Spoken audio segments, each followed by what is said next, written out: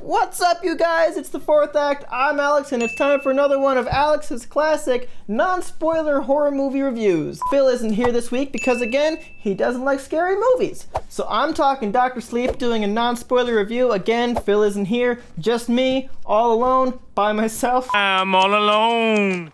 There's no one here beside me. But you gotta have friends. Stop singing! If you do like the idea of two conflicting opinions on one YouTube channel, you can click the link below to see our other videos, our Agree Disagree segment, as well as our ranking videos. We get into it pretty heavily. Anyways, Dr. Sleep is in theaters now, and we all knew this day would come. We all knew it was just a matter of time before some Hollywood studio would try to cash in on the iconography that is The Shining. But as a man who believes that there is always a good way to make a sequel, I ask the question, how did they do? Mike Flanagan was hired to write and direct this movie, which stars Ewan McGregor as a grown-up Danny Torrance, who is laying low and trying not to use his powers when a young girl named Abra, played by Kyleigh Curran, discovers her powers and doesn't quite know how dangerous it is, starts luring in a group of travelers who feed off that kind of energy, and of course Danny Torrance finds himself fighting the good fight and teaching this young girl about her powers. I've always said that The Shining is my personal favorite horror movie, so when I found out Dr. Sleep was happening, I was a little bit skeptical. But then I quickly found out that Mike Flanagan was the man hired to write and direct, and my trepidation immediately turned into excitement because I had just seen The Haunting of Hill House, which is a show that I cannot recommend enough to anyone who is a fan of the horror genre. This guy knows how to tell a hell of a ghost story. He can give his ghosts character and then direct them in a scene that is full of bone-chilling spookiness.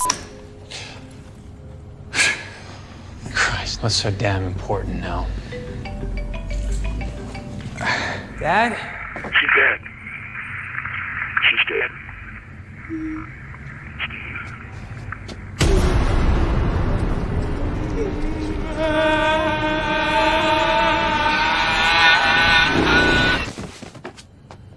Rebecca Ferguson is also in this movie, and she's kind of undeniably perfect as Rose the Hat, a lady who has a knack for appearing right next to you when you didn't know she was there. She's the ringleader of this group of people who are definitely not human, who apparently need the shine energy to survive somehow. She's clearly our main antagonist. She's having a lot of fun with this role.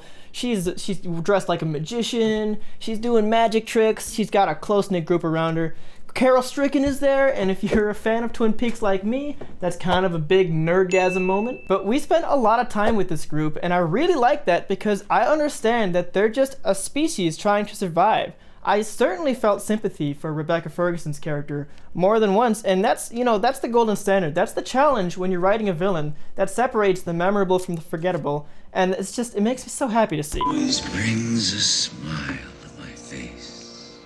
Beyond Rebecca Ferguson, the cast was used very well. I think Ewan McGregor fit as an old Danny Torrance. There's a number of familiar faces popping up in this movie, like young Danny or Wendy Torrance, and I like one thing that Mike Flanagan did. Instead of what most studios would do, which is digitally recreate these characters' faces, he instead simply found actors that embodied the spirit of those characters. And something about that was the old school way, and it just felt really authentic, and I love that he did that. There's a lot of breathtaking sequences in this movie too.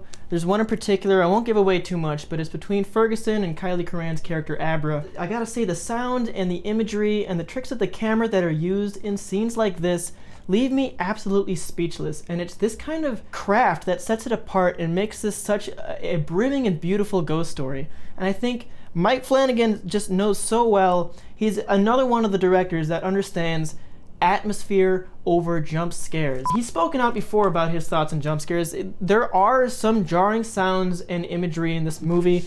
He's done it before, but he builds it into his atmosphere. It never feels cheap. And again, there's the jump scare in Haunting of Hill House that is unquestionably the greatest jump scare I've ever seen in my whole life. I'm trying to tell you. I don't need to hear your excuses. I'm not making excuses. I saw. Moving on from that and getting a little bit more critical, one of the big challenges this movie faced was not only being a sequel to The Shining, but also an adaptation of a book written by somebody who hates The Shining. So it walks a weird fine line there. But Mike Flanagan is a fan of both Kubrick and Stephen King. So you may as well call him Mike Flanagan. That is not funny. One of the big changes he made from the book was he brought the story back to the Overlook Hotel. And I don't really know how organic that felt to the story that was happening in the movie. I'm happy to walk the halls of a rundown Overlook Hotel. That's awesome, and it came with an unforgettable fist-pumping moment from me. But also, there were a few instances that felt like it was retreading stuff from The Shining, and it started to feel like fan service a few times. It's the only thing that brought the movie down for me, because it felt like it was doing such a good job of standing on its own and justifying itself, and it wasn't succumbing to that, but it did a little bit at the end. But at the same time, these scenes did a great job of bridging the gap between King and Kubrick. That is no easy feat. All in all, my verdict for this movie, it's very comparable to Blade Runner 2049.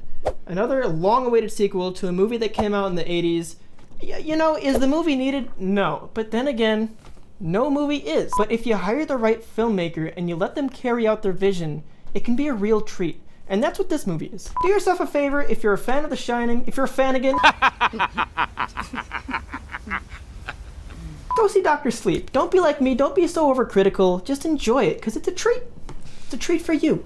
Because, you know, you deserve it. That's it for this act. Thank you so much for watching. I'll be back next week with my co-host Phil. We'll be agreeing and disagreeing on Ford versus Ferrari, which I'm very excited about. We're gonna go at it just like Ford and Ferrari. Until then, leave a comment. Let's build up a community here. What did you think of Dr. Sleep? Have you seen Haunting of Hill House or not? Why not? Tell me why. What have you been doing with your life? Drop everything. Go watch Haunting of Hill House now. Like and subscribe. Hit those notifications so you don't miss any videos.